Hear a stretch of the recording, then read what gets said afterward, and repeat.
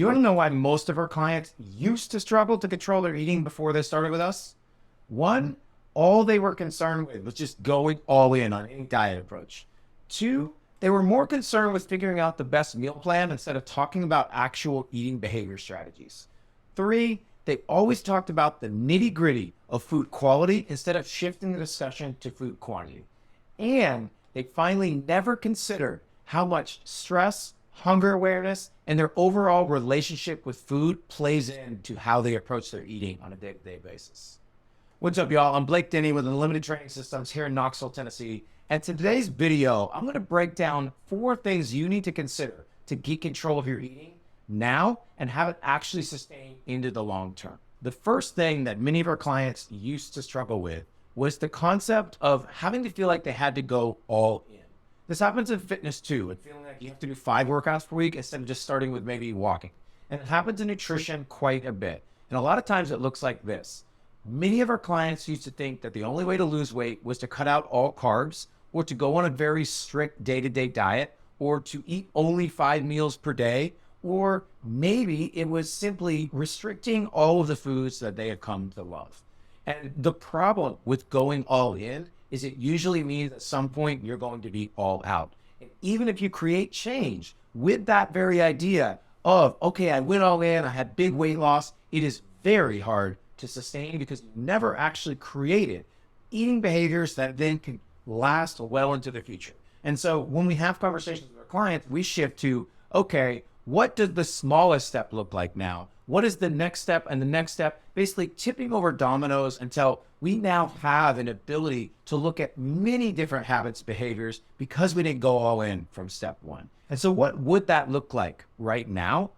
For you, it may be that you just talk about maybe cutting out snacks on the day, or maybe you just put a focus on how your breakfast is, or maybe you shift to what do your weeks look like versus your weekends. So by taking these smaller steps, we can begin to climb that overall proverbial staircase to get to where we actually want to be, instead of feeling like we're having to jump up to a ledge and hang on for dear life while trying to make this last. And so this is the first conversation piece we have on a mindset shift for our clients. The second thing that we see is this request for meal plans. They've always been given meal plans in the past. I really crushed with this meal plan. And then the question I asked was, okay, so how did it go when you didn't have the meal plan? And I usually get crickets. Because when we have only a meal plan is what we fall back on to what we're going to do, we don't know what to do when life throws us curveballs, or when our schedule looks a little different, or when we're stressed, or we're just very hungry. Because we have this small, confined approach that we have to rely on. Also, if we're in a meal plan, that means we have to get specific grocery shopping done, we have to prep those meals, and we have to stay super structured in order to actually move things forward. And so what the first thing that my clients go through when we have this discussion on meal plans is, okay, what if we peel this back to working on maybe the content of individual meals, the makeup of meals, instead of thinking we have to eat specific things all the time. The third thing that a lot of my clients used to struggle with is how much they focus on all the nitty gritty of food quality instead of a discussion of food quantity first. What this might look like is somebody worrying about all the nitty gritty of a diet. Maybe it is, what is the best supplement? Or should I add apple cider vinegar to my morning goals? Or should I focus on a particular type of food instead of this food when I'm at dinner time and it's after a workout? And the problem with this, it's a lot to think about. That's a lot of mental bandwidth just to make things move forward with regards to your overall goals. And so if we shift the discussion and instead talk about quantity, maybe we realize there's nothing wrong with what we're eating. We're just eating a lot of it.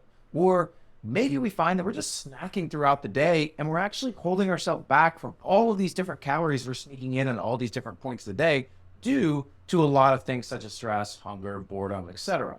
Or maybe we crush here in the week and we're just overeating to a large degree on the weekends. So we can shift that discussion to, why don't we build an awareness of how much we're taking in? Which brings us to number 4.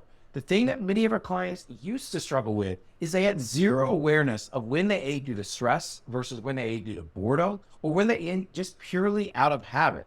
And so what we'll do in the beginning is begin mini awareness drills for them on a day-to-day basis. How hungry were you going into dinner? How full did you feel after dinner? Did you notice that you snacked just because you were bored? Or was it a really stressful day? Or is it just the habit you formed by reaching for more snacks throughout the day because that's just what you've always done? And so by having that conversation and picking different aspects of it for us to begin focusing on, we can then build skills that last for quite a while. And so by flipping on its head these four things and starting to shift the discussion to things that cement behaviors instead of just individual fleeting moments in our overall nutrition and fitness life, we can cement a whole lifetime of making change without as much mental frustration. And so if you like these tips in this video, I encourage you to like and subscribe. And we're going to be throwing a lot more tips your way on some of the specific ways you can start making change in your day-to-day.